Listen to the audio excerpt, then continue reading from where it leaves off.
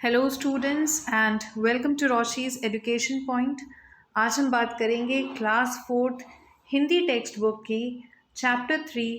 Chapter का नाम है फुटबॉल का खेल। फुटबॉल के खेल के बारे में आज हम सीखेंगे। इसमें कुछ कठिन शब्द भी हैं जैसे स्फूर्ति, शक्ति, व्यायाम, गोल रक्षक, 11, लंबाई, गोल पोस्ट, निर्णय, स्थित, कब्जे, निर्णायक, निर्देश, थ्रो, आक्रमण, ब्लैडर। अब हम इस पाठ को पढ़ना शुरू करते हैं। शुभम टीवी पर फुटबॉल का मैच देख रहा था। अब शुभम एक लड़का है और वो टीवी पर एक फुटबॉल मैच देख रहा है। जैसे ही कलकत्ता की टीम ने गोल किया वह खुशी से नाच उठा। अब शुभम कलकत्ता की टीम की तरफ से था, तो जैसे ही उन्होंने एक गोल किया तो शुभम खुशी से नाचने लग गया। उसकी खुशी देखकर उसकी बहन मिंटी ने पूछा, भैया हम कितने रन से जीत गए। अब जैसे ही उसने देखा कि शुभम इतना खुश है तो उसकी बहन मिंटी ने पूछा कि हम लोग कितने रन से जीत गए हैं। सुनकर शुभम हंसने लगा और बोला, पागल, यह फुटबॉल है, इसमें रन नहीं गोल होते हैं। अब शुभम ने तो हंसा और मजाक उड़ा दिया इसका कि फुटबॉल में रन नहीं होते हैं, यहाँ पर तो गोल होते हैं। तुझे इतना भी नहीं पता, तुझे इतनी नहीं पता है, ऐसे करके उसने मजाक उड़ा दिया इसका। भाई की बात सुनकर मिंटी रुआसी हो गई। अब भाई ने जैसे ही उसका मजाक उड़ाया तो मिंटी को पसंद नहीं आया, अच्छा नहीं लगा, तो वो रोने जैसी हो गई। उसका रोना सुनकर दादाजी भी आ गए। वह दादाजी से बोली, दादाजी देखिए ना, भैया मुझे चिढ़ाता है। मैं फुटबॉल के बारे में कुछ नहीं जानती, इसलिए मुझे तो बस क्रिकेट के बारे में ही पता है। अब मिंटी रोने लग गई, तो रोने की आवाज़ सुन के दादाजी आए। उन्होंने पूछा क्या हुआ, तो मिंटी ने बताया कि क्योंकि भैया उसे चिढ़ा रहा था क्योंकि उसे फुटबॉल के बारे में कुछ नहीं पता, उसे तो सिर्फ क्रिकेट के बारे में पता है। दादाजी ने कहा, तो फुटबॉल के खेल के बारे में तुम जान लो, पर मुझे कौन बताएगा। अब मिंटी से क्या बोला दादाजी ने कि अगर तुम्हें नहीं पता तो अब सीख लो। तो मिंटी ने फिर पूछा कि फिर मुझे कौन सिखाएगा। दादाजी ने कहा, मैं बताऊंगा तुम्हें फुटबॉल के बारे में, आओ यहाँ बैठो। दादाजी ने मिंटी को पास बैठा लिया। अब दादाजी ने मिंटी को अपने पास बिठाया और उनसे बोला कि मैं तुम्हें सिखाऊंगा फुटबॉल के बारे में सारी चीज़ें। दादाजी ने कहा, मिंटी, फुटबॉल एक बहुत लाभदायक खेल है क्योंकि इसमें शरीर के हर अंग, आँख, हाथ, पैर, सभी का व्यायाम होता है। व्यायाम यानी कि एक्सरसाइज। तो अगर हम फुटबॉल खेलते हैं तो हमारे हर शरीर के अंग की एक्सरसाइज हो जाती है, व्यायाम हो जाती है। वह कैसे दादाजी, मिंटी ने पूछा। इसमें 2 टीमें खेलती है। अब मिंटी ने पूछा कि कैसे खेलती है, क्या होता है, मुझे बताओ पूरा।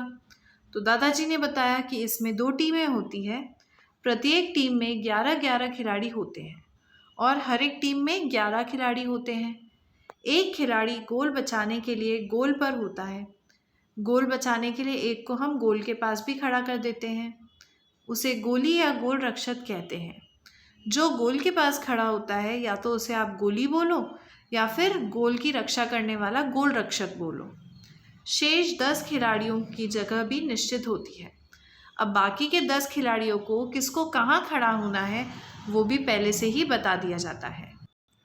मिंटी ने पूछा, दादाजी इसका मैदान क्या गोलाकार होता है। अब मिंटी के दिमाग में क्या क्वेश्चन आया कि गोल बोल रहे हैं तो क्या गोल शेप का मैदान होगा क्या। दादाजी बोले, नहीं, इसका मैदान आयताकार होता है। इसकी लंबाई आयताकार इस आपका स्क्वायर शेप का ही होता है, ज़्यादा कुछ आयताकार रेक्टेंगल होता है, रेक्टेंगल होता है। इसकी लंबाई लगभग 120 गज है तथा चौड़ाई 80 गज है। मैदान के चारों ओर सीमा रेखा खींची होती है। इस रेखा से बाहर गेंद जाने पर आउट मानी जाती है। अब एक सीमा रेखा बना दी और अगर इसके बाहर आपकी गेंद यानी कि बॉल चली गई तो आप आउट हो जाओगे। मैदान के दोनों छोरों की सीमा रेखा पर 8-8 फुट लंबे बांस लगवाए जाते हैं। अब मैदान की सीमा, अब ये जो दोनों यहाँ पर हैं, यहाँ पर 8-8 फुट के लंबे लंबे बांस लगा दिए जाएंगे। इन्हें गोल पोस्ट कहते हैं। इसे गोल पोस्ट कहेंगे और इसी की रक्षा करने के लिए हम लोग गोल रक्षक को खड़ा कर देंगे। एक टीम के खिलाड़ी पैरों से गेंद को ठोकर मारते हुए विरोधी टीम के गोल की तरफ बढ़ते हैं। अब यहाँ पर देखो, इधर जो खिलाड़ी रहेंगे वो गेंद मारने के लिए इधर कोशिश करेंगे और इधर जो खिलाड़ी रहेंगे वो गेंद मारने के लिए इधर जाएंगे और लात से एक गेंद को मारते हैं।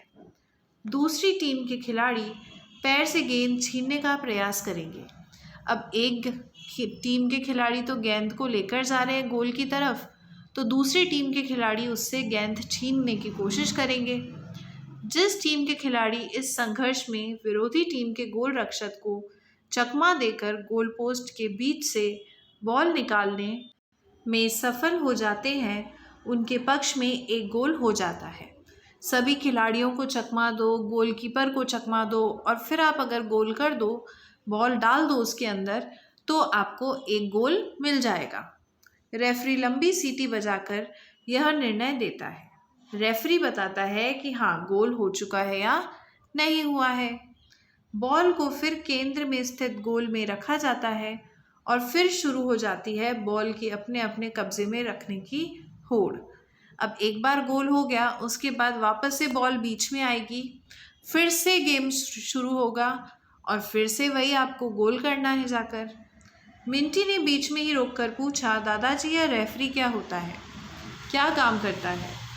अब दादाजी तो पूरा बता रहे थे, तो बीच में मिंटी ने उन्हें रोका कि आप पहले मुझे ये बताओ कि ये रेफरी क्या काम करता है। तो दादाजी बोले, यह निर्णायक होता है, निर्णय देता है, डिसीजन देता है। इसके आदेश निर्देश का पालन सभी खिलाड़ियों को करना पड़ता है। अब जिस तरह का आदेश निर्देश आपको रेफरी देगा, सभी खिलाड़ियों को उसकी पालना करनी पड़ेगी। रेफरी यह देखता है कि बॉल को कोई हाथ से न छुए, यदि छूता है तो फाउल माना जाता है। अब रेफरी क्या देखता है कि अगर किसी ने भी गेंद को हाथ से छू लिया तो फिर उसे फाउल माना जाएगा। मिंटी ने कहा, पर दादाजी मैंने टीवी पर देखा था कि एक खिलाड़ी सीमा रेखा के बाहर से हाथ से बॉल फेंक रहा था, एक खिलाड़ी सिर से बॉल को मार रहा था, वो भी फाउल था? अब सीमा रेखा के बाहर से एक खिलाड़ी हाथ से बॉल दे रहा है, कोई सिर से अपनी बॉल को मार रहा है, तो क्या उसे हम फाउल बोल देंगे? दादाजी बोले, नहीं, तुमने सही देखा।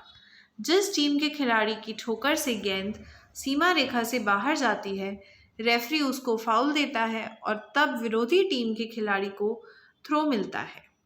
अब क्या हुआ, अगर जैसे दो टीम है, 1 और 2, अब यहाँ से अगर इस टीम ने गेंद को बाउंड्री से, सीमा से बाहर फेंक दिया, तो अब ये जो दूसरा खिलाड़ी है ना इस टीम का, वो जाएगा उस बॉल को लेने और उसे एक थ्रो मिलता है, वो बॉल को फेंक सकता है एक बार। ठीक इसी तरह ऊंची आती बॉल को खिलाड़ी सिर से मार सकता है, सिर से मारकर अपने साथी को पास भी कर सकता है। अगर बहुत ऊंची हाइट पर आ रही है बॉल, तो फिर आप उसे सर से भी मार सकते हो और सर से मारकर किसी को भी पास कर सकते हो। यह पास करना क्या होता है, मिंटी ने पूछा। अब मिंटी का अगला सवाल क्या आया कि पास करना किसको बोलते हैं, वो भी बताओ। दादाजी बोले, विरोधी खिलाड़ी से बचाकर अपने साथी खिलाड़ी तक बॉल पहुंचाना पास कहलाता है। अगर हमने विरोधियों से बचा लिया और अपने किसी खिलाड़ी को बॉल दे दी, उसी को हम लोग बॉल को पास करना कहते हैं। इसमें वही टीम जीतती है जो मिलकर खेलती है। अब इसमें हमेशा वही टीम जीतेगी जो साथ में मिलकर खेलेगी। यह एक खिलाड़ी का खेल नहीं है। एक खिलाड़ी, एक इंसान इस गेम को नहीं खेल सकता है। जब टीम के सब खिलाड़ी एकजुट होकर गोल पर आक्रमण करते हैं, तभी विजय मिलती है। सारे खिलाड़ी जब एक साथ गोल की तरफ आक्रमण करेंगे, हमला करेंगे, सिर्फ उसी टीम को विजय मिलती है, वही टीम जीतती है। मिंटी ने कहा, दादाजी ये तो कोई खेल की बात है, ये तो हुई खेल की बात, पर इसकी बॉल क्या विशेष प्रकार की होती है? अब मिंटी ने पूरा सीख लिया। अब उसके दिमाग में अगला प्रश्न ये आया कि ये जो बॉल होती है, ये किससे बनती है, कैसे बनाई जाती है? दादाजी बोले, यह बॉल चमड़े की होती है। जो फुटबॉल की बॉल होती है उसे चमड़े से बनाया जाता है। इसके अंदर रबर का एक ब्लेडर होता है। इसमें हवा भर दी जाती है। अब इस लेदर की बॉल में अंदर रबर का एक ब्लेडर होगा जिसमें से फिर हवा भरेगी उस बॉल के अंदर। इससे किक लगाते ही यह उछलती है और इसी वजह से क्या होता है, जब हम इसको एक किक करते हैं तो ये ज़ोर से उछल जाती है। इसका वज़न 14 औंस होता है। 14 औंस का इसका वज़न हो जाता है। पहले इसमें ब्लेडर के स्थान पर रुई अथवा बॉल जैसी वस्तु भरी जाती थी। अब पहले में क्या होता था, ब्लैडर की जगह इसमें या तो रुई रख दी जाती थी या फिर और एक छोटी सी बॉल रख दी जाती थी। इतना बताने के बाद दादाजी ने पूछा, मिंटी बता सकती हो इसे फुटबॉल क्यों कहते हैं? अब दादाजी ने भी एक सवाल पूछ लिया मिंटी से कि मैंने तुम्हें इतना सब कुछ बताया, अब मुझे तुम सिर्फ एक सवाल का जवाब दो कि इस पूरे खेल को फुटबॉल ही क्यों कहा जाता है? मिंटी हंसकर बोली, क्या दादाजी आप भी मजाक करते हो? इस खेल में बॉल को पैर से ठोकर मारकर खेलते हैं, इसलिए यह फुटबॉल है। क्योंकि हम पैर से ठोकर मार के खेलते हैं तो हम इसे फुटबॉल कहते हैं। यह कहकर मिंटी शुभम के पास चली गई। अब उसे बताना जो था फुटबॉल के बारे में। अब उसने पूरा इकट्ठा कर लिया, क्या होता है, कैसे होता है, और उसके बाद वो चली गई अपने भाई के पास, क्योंकि अब उसे अपने भाई को बताना था कि वो फुटबॉल के बारे में सब सीख गई थी। पाठ में आए कुछ कठिन शब्द देख लेते हैं जिसके शब्दार्थ यहाँ पर गिवन है।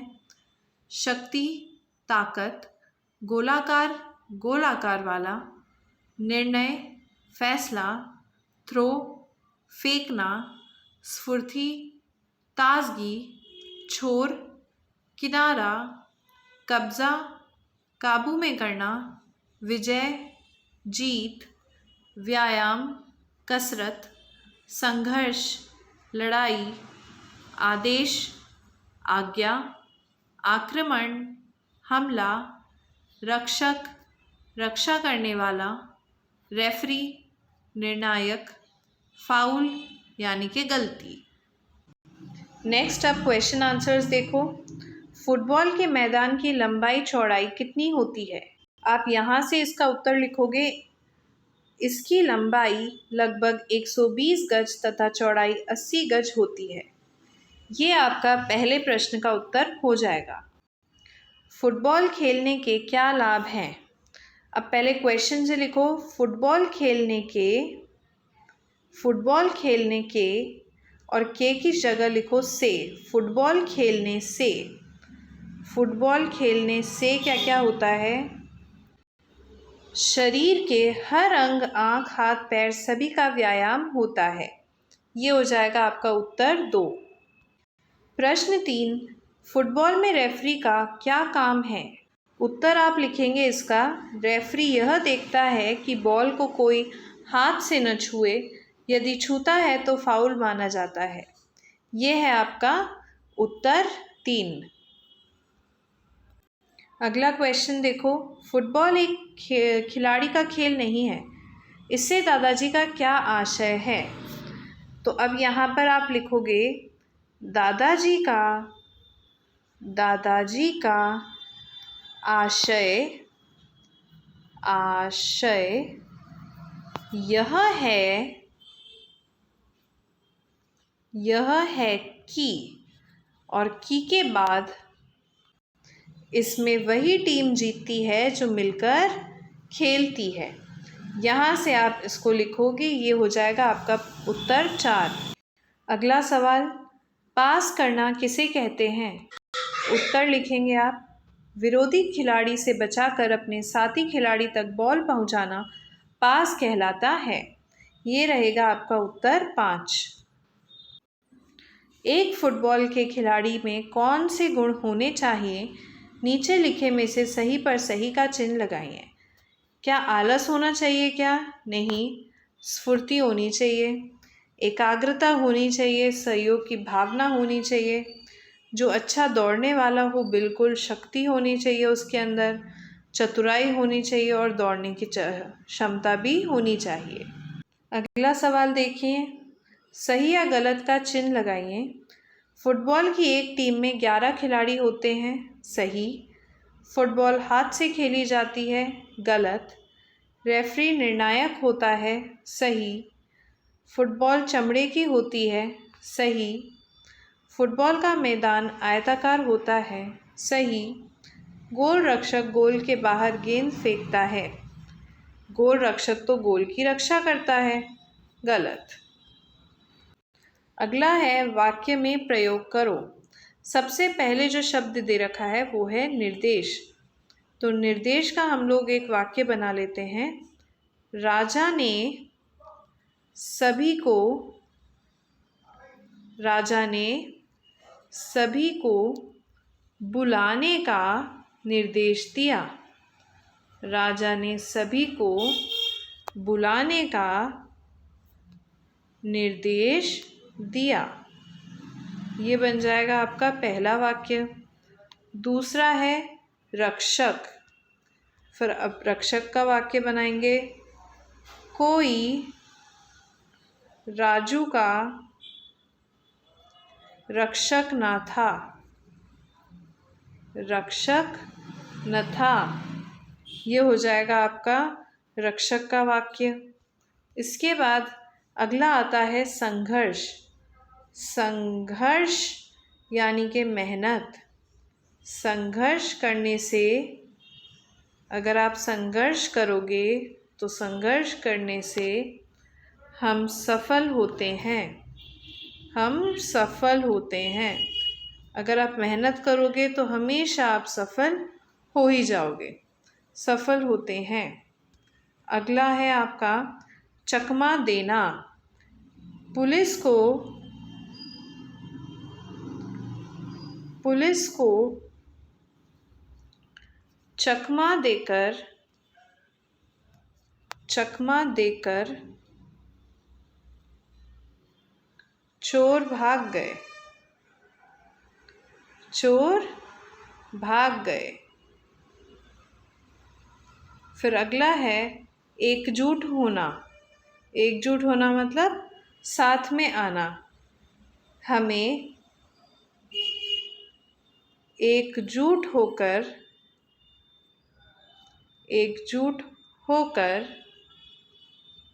रहना चाहिए। रहना चाहिए। अगला, फुटबॉल के प्रसिद्ध खिलाड़ियों के नाम लिखिए व इनके चित्र चिपकाइए। अब एक तो पेले है, इसके अलावा भी जो खिलाड़ी आपको अच्छे लगते हैं आप उनका नाम लिख कर उनका चित्र कॉपी में चिपका सकते हैं। तो ये था आपका चैप्टर। अगर कुछ भी नहीं समझ में आया हो तो मुझे कमेंट सेक्शन में लिखकर ज़रूर बताइए। Thank you.